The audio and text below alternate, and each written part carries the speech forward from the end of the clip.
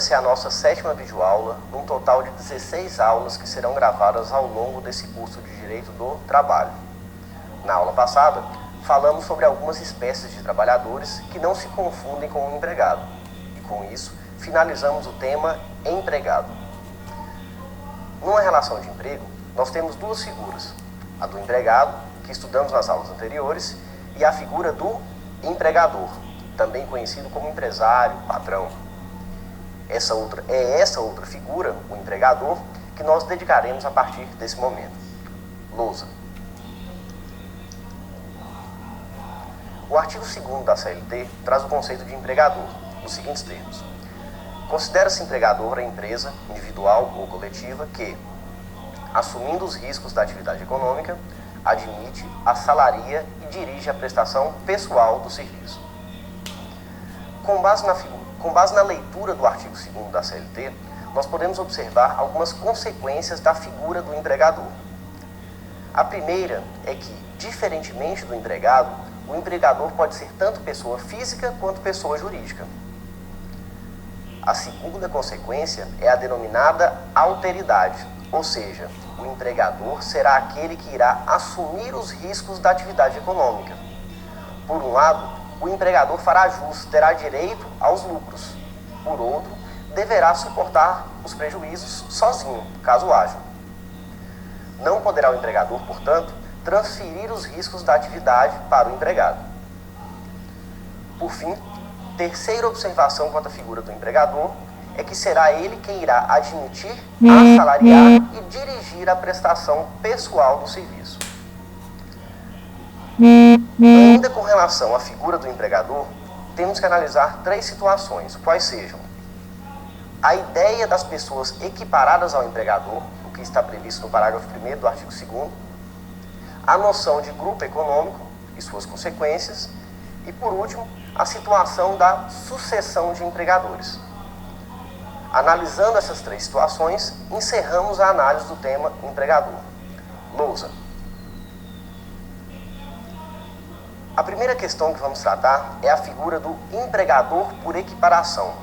O parágrafo 1º do artigo 2º da CLT fala o seguinte: equiparam-se ao empregador, para os efeitos exclusivos da relação de emprego, os profissionais liberais, as instituições de beneficência, as associações recreativas ou instituições sem fins lucrativos, que admitirem trabalhadores como empregados. Aqui, de forma bem simples, o que o legislador quis dizer foi que o empregador deve ser entendido em sentido amplo, não se restringindo apenas àqueles que desenvolvam alguma atividade empresarial. Assim, é possível que, estando presentes os requisitos da relação de emprego, tenhamos como empregador uma pessoa física, ou mesmo uma instituição sem fins lucrativos. Mas muito cuidado, o fato de uma instituição não possuir fins lucrativos não quer dizer que todo o trabalho seja voluntário. Nós temos instituições sem fins lucrativos que possuem mão de obra contratada, com relação de emprego. Nessas hipóteses, temos uma instituição sem fins lucrativos que é considerada empregador para fins trabalhistas. Essa análise é importante porque os senhores podem imaginar que, como um dos requisitos da relação de emprego é a onerosidade, é possível que se chegue à falsa conclusão de que nas instituições sem fins lucrativos não haja relação de emprego. Uma questão não tem nada a ver com a outra. O fato da instituição não possuir fins lucrativos não quer dizer que os seus trabalhadores irão prestar necessariamente um serviço gratuito, um serviço voluntário. Ou seja, é plenamente possível que uma instituição sem fins lucrativos tenha empregados remunerados. Querem ver um exemplo?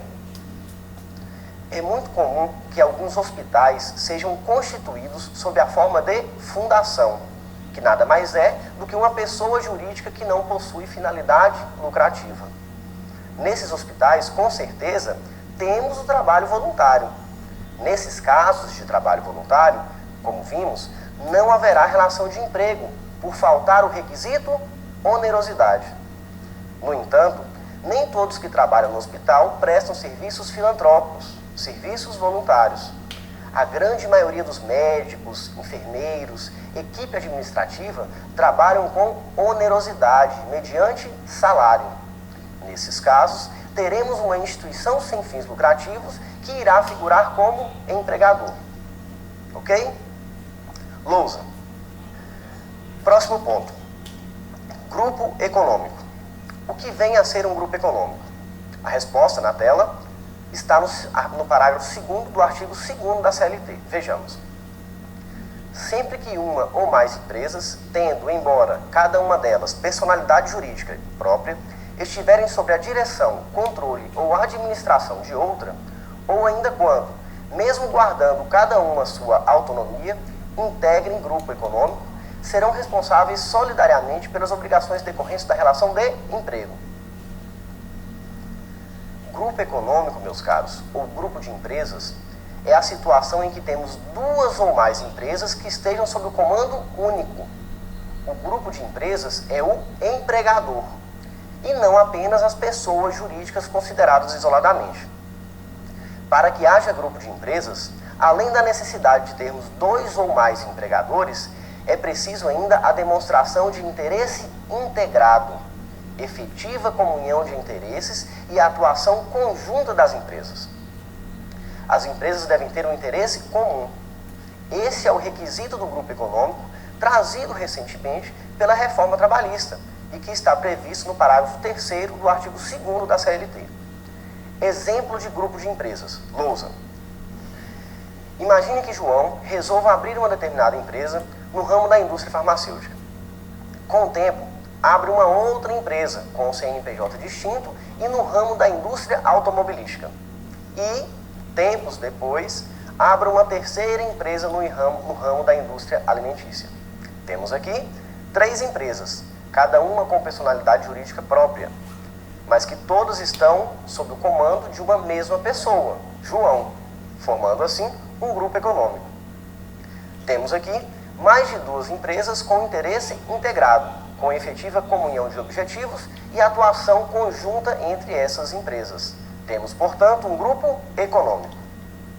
Nas situações de grupo econômico, como dissemos, temos um empregador único, que é todo o grupo. Pergunta que não quer calar.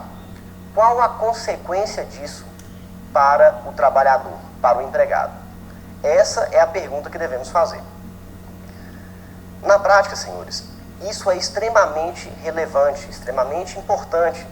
A consequência é que temos responsabilidade solidária entre todas as empresas do grupo econômico. Logo, caso o empregado tenha seus direitos violados, ele poderá ajuizar uma ação trabalhista contra todo o grupo, isto é, contra todas as empresas que compõem o grupo econômico. Todos os empregadores que compõem o grupo econômico são responsáveis pelos direitos de todos os trabalhadores. Então, se eu, Sumerli, sou advogado da empresa A, da indústria farmacêutica, e essa empresa vier a falir, quebrar e deixar de pagar os meus direitos trabalhistas, eu posso ajuizar uma ação não apenas contra a empresa A, mas contra as outras 2 empresas, tendo em vista a solidariedade da responsabilidade no grupo econômico. Ok? Essa questão da responsabilidade solidária, sem dúvidas, é uma garantia para o empregado. Dúvidas, como sempre, devem ser postadas no fórum de discussão dessa unidade. E, para encerrar o tema empregador, ainda precisamos analisar outro ponto, qual seja sucessão de empregadores. Lousa. A sucessão de empregadores está prevista nos artigos 10º e 444 da CLT, nos seguintes termos. Artigo 10. Qualquer alteração na estrutura jurídica da empresa não afetará os direitos adquiridos pelos seus empregados. Artigo 448. A mudança na propriedade ou na estrutura jurídica da empresa não afetará os contratos de trabalho dos respectivos empregados. A sucessão de empregadores, também conhecida como sucessão trabalhista ou sucessão de empresas, diz respeito à possível alteração na empresa. Essa alteração pode ser sob 2 formas, quais sejam: é possível mudar a estrutura jurídica de uma determinada empresa, como no caso de uma sociedade limitada se transformar em uma sociedade anônima, ou se essa alteração pode se dar também por meio da mudança na propriedade da empresa. Exemplo, eu, Sumerli, tenho uma padaria e resolvo vender essa padaria para um terceiro. Muda-se aqui a propriedade da empresa. Nessas duas situações de alteração da empresa, o que acontece com as relações de emprego até então existentes? Esses contratos permanecem ou serão extintos? É normal que, na eventual venda de uma determinada sociedade empresarial, os empregados fiquem receosos em perder o seu emprego. Vejam, todo contrato de emprego traz em si uma relação de confiança. Eu contrato fulano de tal para ser o caixa da minha padaria porque eu confio nele. A partir do momento em que eu vendo essa padaria a um terceiro, vocês devem concordar comigo de que surge um certo temor por parte dos empregados, que passam a obedecer ordens de um terceiro. Nesse contexto de sucessão trabalhista, de alteração da empresa, é que o legislador buscou proteger as relações empregatícias existentes. Qualquer mudança na empresa, seja na sua estrutura jurídica ou na sua propriedade, não afetará os contratos de emprego até então existentes. Observem que o princípio da proteção, que estudamos na unidade 1, norteia praticamente todas as regras trabalhistas. O professor Agostinho Zequim nos ensina que essas hipóteses de alteração na empresa trazem duas consequências. A primeira é no sentido de que os direitos adquiridos irão permanecer, ainda que se altere a estrutura jurídica da empresa. Logo, se o empregado faz jus, tem direito ao recebimento de cestas básicas, essas devem permanecer, mesmo que haja uma alteração na estrutura jurídica da empresa. A segunda consequência da sucessão trabalhista seria a garantia dos contratos de trabalho. Isto é, a mudança da propriedade da empresa não influencia os contratos existentes. Ok?